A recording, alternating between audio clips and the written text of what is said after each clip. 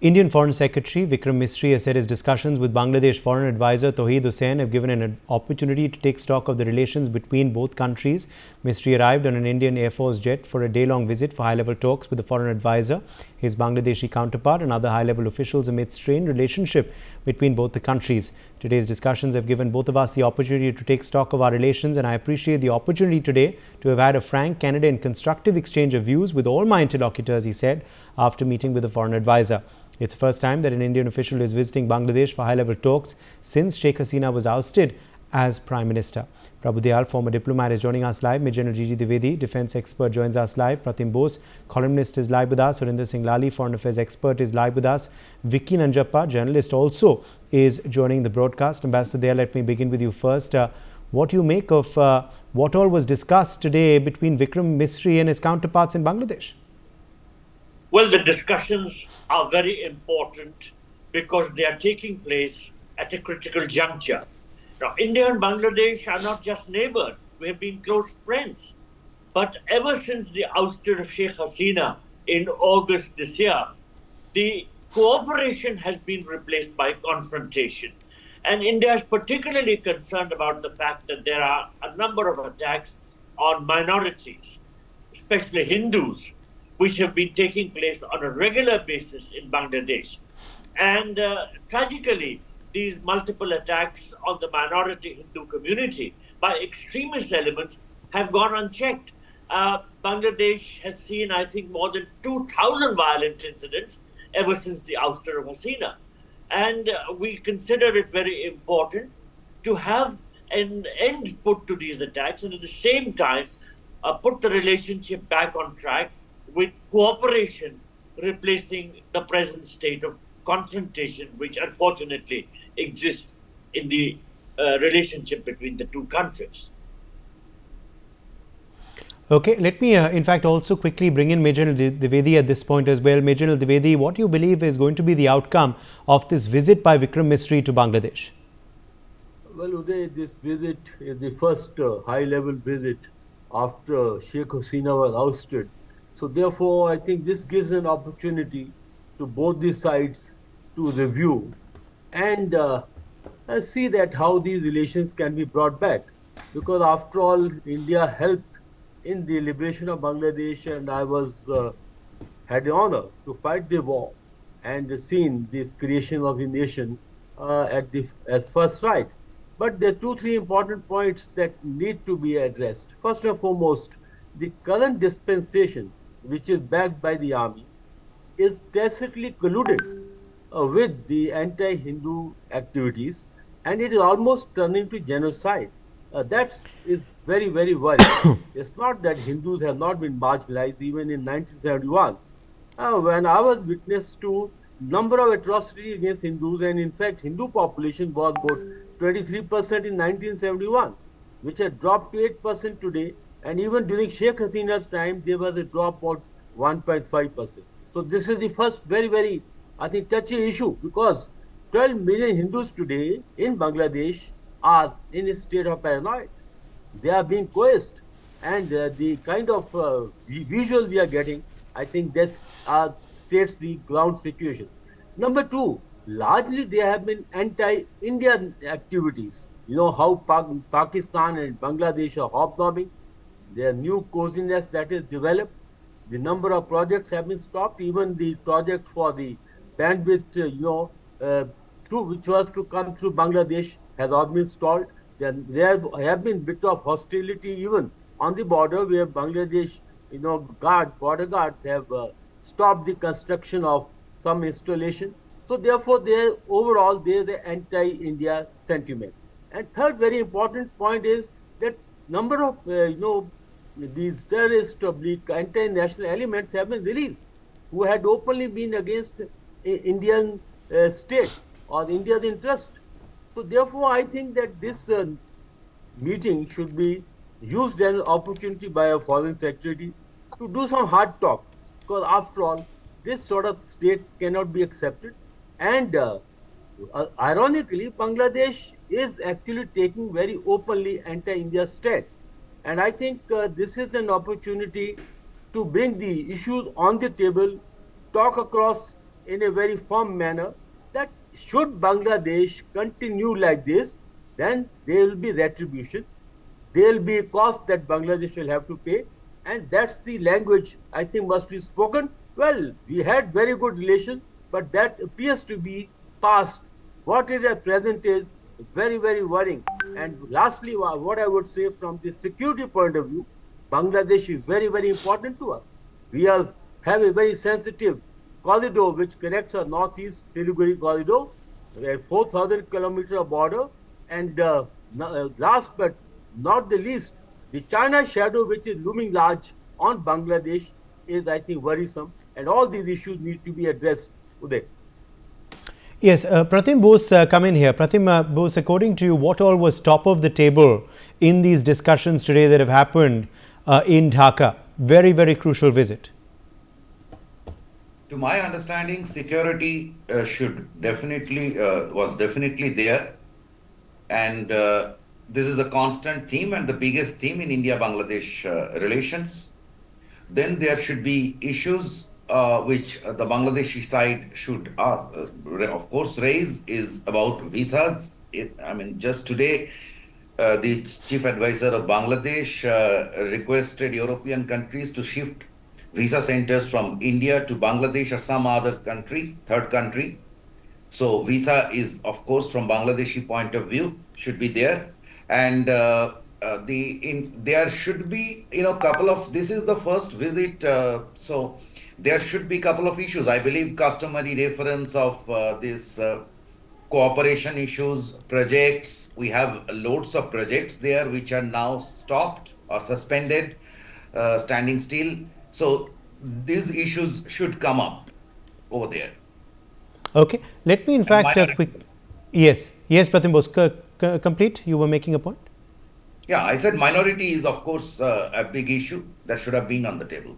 Surinder Singh Lali, now that these issues have been raised officially in this in-person visit, what do you believe is going to be the response from the Bangladeshi side? Uday, that's $1 billion question, what the response would be, and I really hope and pray that better sense prevails. But Uday, let me turn this around a little bit. 17,000 Indians lost their lives in 1971 when the Bangladesh was created. 10 million refugees who we gave food and shelter to. 3 million is how many Pak army killed, and 200,000 women were raped. And why has this kind of turned turtle? I've always maintained for Pakistan, it's unfortunate now I'm going to flirt with this idea for Bangladesh too, that Pakistan is not just in a political or a financial crisis, it's also an identity crisis. Their pathological hatred for youth and Hanud is taken to a point where look where they are. And the previous panelist before me said that it's an anti-India, but let me fine-tune that it's an anti-Hindu sentiment.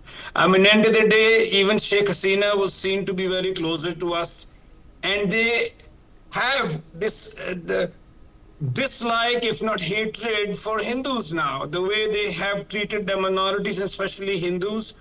So for me, it's a larger issue of an identity crisis, which I think, I'm sorry to be saying, but Muslims, at least in this subcontinent, seem to suffer where their constant effort to run away from their roots, puts them into this corner where they have ended up being a Pakistan, and look now where Bangladesh is. That's one, and two there. And I feel it's not just Bangladesh, that pathological hatred for Hindus. It's also a lot of geopolitical forces that are playing. The way Indo-Pacific is the darling where China wants to control, and Yunus has been America's little, lack of a better word, a stool who's been implanted. So I think there are a lot of forces being played out. And I really feel the biggest challenge, if I was to just conclude my argument, for our diplomacy would be to, sort of influence the people of Bangladesh. Because why is Pakistan in a big mess that even today when Imran Khan in his own cabinet says that India trade should be open, but in the evening he gets so much pressure from the Frankenstein's monster they created about Indian Hindus not accepting them as a nation, they couldn't do it. So for our diplomacy, it'll be a big challenge to reach out to the masses. And masses always has a lot of sense. It's only a few lunatics up there who are making the wrong noise. is to educate them and let them know that not only do we share the same language and the roots, but it is in Bangladesh's interest to be friends with the third largest economy, which is quite next door, and a 4,000 kilometer neighbor, and the thermal plant and the railways and whatever we're trying to help them with today. Thank you. Vicky Nanjappa, let me quickly bring you in here on, of course, the significance of this visit by Vikram Misri, the meetings that he's held and where you see India-Bangladesh ties going hence. Meeting basically the outcome looked positive, because it's the first time, there's been such a meeting since, the chaos broke out there. So, I mean, basically these are baby steps, and I think in the long run, it is going to be, very helpful. And I think India has shown a lot of maturity in, going to Bangladesh and, opening up the talks channel with them. So I think there's a lot of positives we can see on this, because confrontation is not always the solution. And, there was this a space of an unknown between the two countries ever since Sheikh Hasina fled the country. Both the sides did not know what either sides were thinking. There was there were a lot of trust issues, and also that will start, getting ironed out following these meetings. And this is just a precursor to further meetings. It will definitely go to the higher level, like maybe the external affairs ministers could meet. All that is there. But while I see all these positives, like security-related issues and things like that, there is one thing that both the countries will have to overcome, and that will be a major challenge during the talks, is that they're asking for the extradition of Sheikh Hasina. Now, that is a very tricky subject, and I think that is also bound to come up with it. But a good start, nevertheless. Ambassador Dayal, the big question, of course, is how will the Bangladeshis respond to this? The issues have been raised. Will Muhammad Yunus act now? Well, when Muhammad Yunus had become the chief advisor of the interim government after the ouster of Sheikh Hasina, he had reaffirmed in very clear terms that every Bangladeshi has the right to establish, maintain, and perform their respective religious rituals. But what has been happening on the ground is completely different. And I totally agree with Mr. Surinder Singh Lali that the major concern for India is the issue of how the Hindu minority is being subjected to so much of violence and is being attacked repeatedly. There are just umpteen cases which come to light every week where Hindus are being systematically targeted. And this issue has to be addressed first and foremost. All other issues are important. The issue of the Chinese influence increasing, the issue of the growing proximity between Pakistan and Bangladesh, the issue of whether there can be any cooperation between the two countries in industry and in the economic spheres.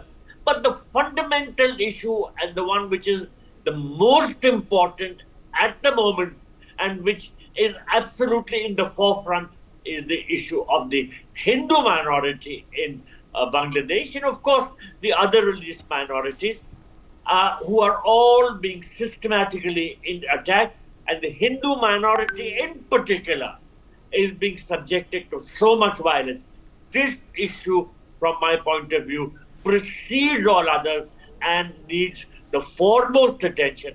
And I'm sure that Mr. Vikram Misri will be taking it up in a very forceful manner during his talks with the Bangladesh authorities. Yes, he already has. That's what we're learning. Of course, that what sources have told us. That's what can be drawn from his statement as well. But Major Dwivedi, at the end of the day, the proof of the pudding lies in the eating. What will be the action? The words have been spoken, but will it translate into action on ground?